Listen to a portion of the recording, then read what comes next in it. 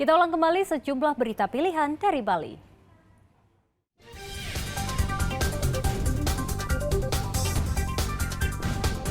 Kemarau panjang menyebabkan kawasan hutan lindung di Gunung Batur Kintamani, Kabupaten Bangli, sering terbakar.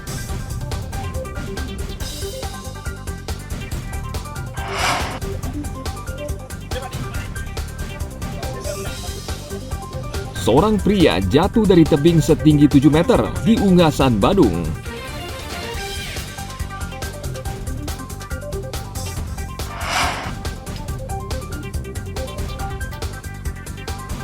Mencoba kelezatan kuliner lawar dan serapah daging kerbau di Kota Denpasar.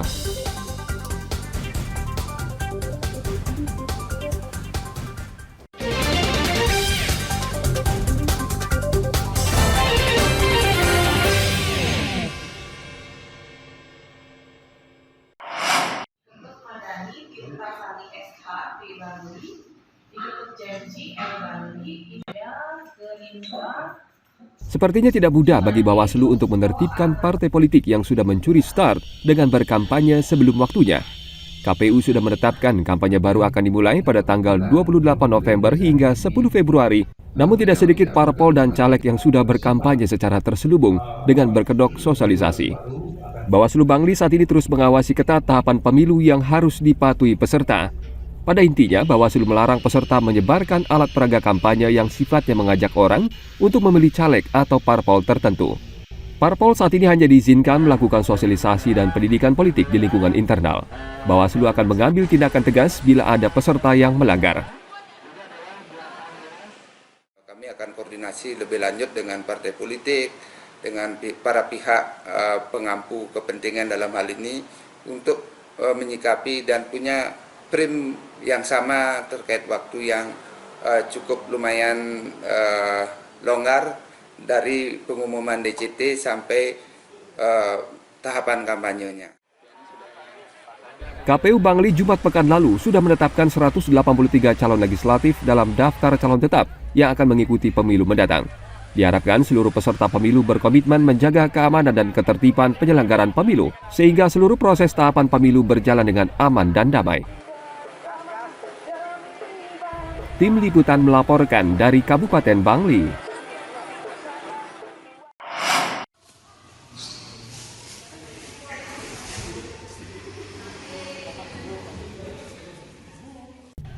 Komisi Pemilihan Umum Bangli Jumat pekan lalu menerima sekitar 3.200 bilik suara yang akan digunakan untuk pemilu mendatang. Bilik suara ini akan didistribusikan ke sekitar 800 tempat pemungutan suara yang tersebar di Kabupaten Bangli. Nantinya setiap TPS akan mendapat 4 bilik suara. Saat ini bilik suara tersebut disimpan di gudang khusus milik KPU yang berada di LC Bukal, Kelurahan Cempaka. Bilik suara tersebut dari bahan karton duplex yang kedap air. Namun agar tidak rusak akibat lembab dan banjir, KPU Bangli menyimpan bilik suara ini dengan pengamanan ekstra, seperti menggunakan palet dan disemprot anti rayap secara rutin. Sementara kita sudah siapkan gudang penyimpanan, 1, kemudian 2 untuk gudang pengolahan. Jadi seluruh barang yang kita akan terima itu akan kita simpan di gudang penyimpanan terlebih dahulu.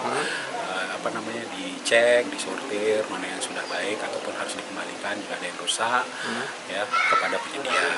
Jadi yang terlebih dahulu mungkin datang adalah bilik, kotak, kemudian beberapa alat bantalan seperti yang persiapan di TPS, alat di TPS. KPU Bangli saat ini masih menunggu pengiriman kotak suara dari pusat. Untuk kotak suara, setiap TPS nanti akan mendapat 5 kotak suara, sehingga total yang dibutuhkan Kabupaten Bangli sekitar 4.000 kotak suara.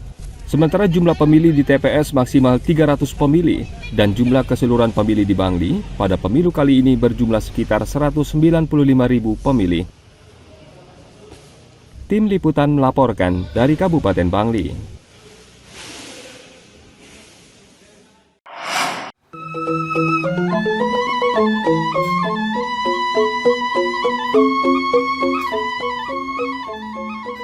Daging kerbau dapat diolah menjadi aneka hidangan yang lezat.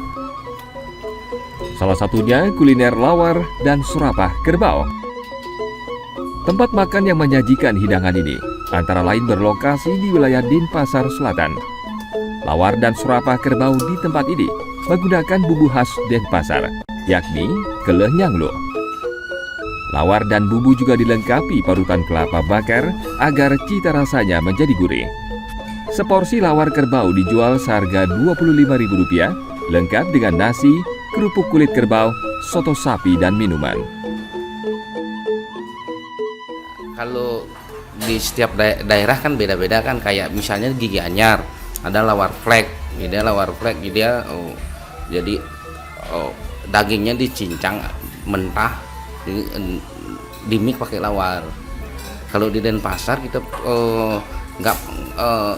kita pakai lawar, dagingnya matang semua, jadi dengan bumbu cita rasa Denpasar yang disebut dengan bumbu klenyangluhnya. Klenyangluh, iya. Biasanya kan bumbu Bali, bumbu genep atau bumbu rajang kan. Kalau klenyangluh itu dia terdiri dari lengkuas, bawang putih, kemiri, terus sama ada kunyit, kalau bahasa Balinya kunyit, terus ada bakaran kelapanya. Yang itu yang bikin aroma khas aromanya.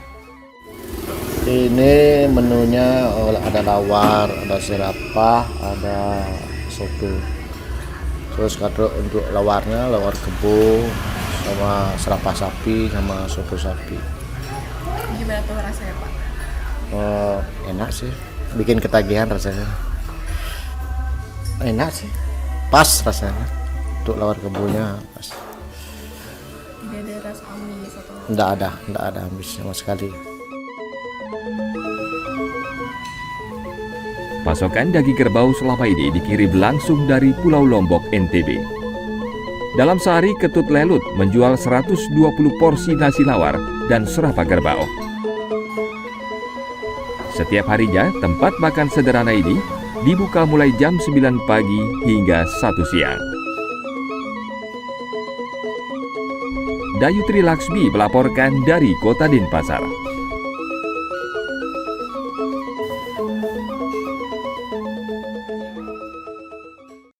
Baik, informasi tadi mengakhiri jumpa kita pagi ini. Atas nama rekan yang bertugas, saya Dara Paramita mengucapkan terima kasih atas kebersamaan Anda.